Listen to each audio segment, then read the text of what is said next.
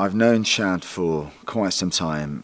I've worked with him as a second unit director on a couple of action films. You know, someone I've always looked up to, and he's done so much in his life as a stuntman, as a stunt coordinator, as a director now, and the business of 8711. And he phoned me up, I guess it was October, and he said, I'm thinking about writing a role for you in John Wick 4. Are you interested? And I'm like, yeah, of course I am. I got very excited. And I didn't hear from him for ages. And, you know, he's not the best at returning texts. So I'm thinking, am I still going to be in that movie? And what is the part? You know, I didn't know anything. And so eventually he phones me up again 6 months later and says, right, I've got the sides for the part, but I'm not going to send it to you. I want to talk you through it. For guys like me that have come up through the world of stunts and martial arts, he's someone that you look up to, you know, for all the work that he's done as a stuntman. The fact that he's one of the best martial artists I've ever met. I mean, he's proficient in so many different styles of martial arts. Like, you literally cannot believe it. He can do everything. And it's amazing when he starts, you know, showing you how to do it on the set, and people are like, wow, he really does know his stuff.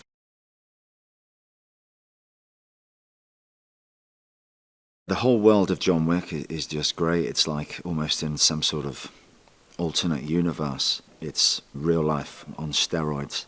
And you've got all these colourful characters. And what amazes me about the John Wick movies is, obviously the action is second to none, but it's the cinematography and the set design. I mean, everything looks just, it's beautiful to look at.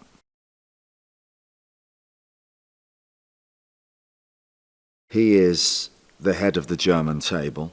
He is connected to John Wick in a very personal way because my character killed basically his father figure. Petter has died by my hand, so it's very personal, the relationship between me and John Wick.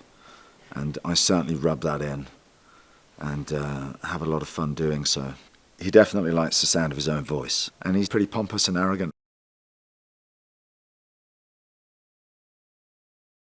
Well, I've had various card coaches because I started off in America. I was doing another film, so I got myself some cards. I was looking at stuff on YouTube, just trying to figure out some nifty things to do, not really knowing what was going to be expected of me. And then when I got back to England, I had a magician show me some of his tricks, which was the one that we ended up using, was to flick the card and to catch it. And then when I got here, I had a great coach, another magician that was just... We kept it pretty simple in the end, just efficient dealing rather than card flourishes, you know, to show that he's very good with the cards. Obviously was essential to the character.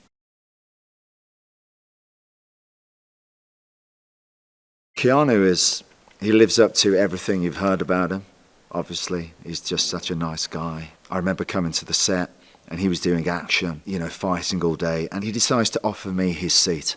I'm like, you're here fighting all night, you take the seat, Keanu, I'm just visiting for 1 hour, it'll be fine. That's the kind of guy he is, right? He's just such a nice guy. And I think one of the reasons that John Wick works so much is because he's this badass assassin, but when that guy is inhabited by Keanu, he's just so likable to watch. You can't help but root for the guy.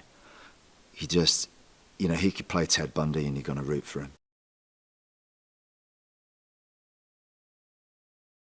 Donnie Yen is a legend of action cinema. He's one of the greats, one of the best to ever do it. I had the fortune of working with him once before on Ip Man 4, and I was the bad guy in that, and he gave me a real good kicking, which my character greatly deserved.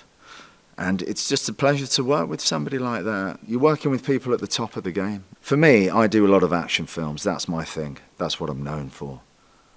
But if you get to do action in a John Wick movie, that's the highest accolade. This is where it's at right now. In terms of action, there is no better action movie franchise being made at this present time better than John Wick.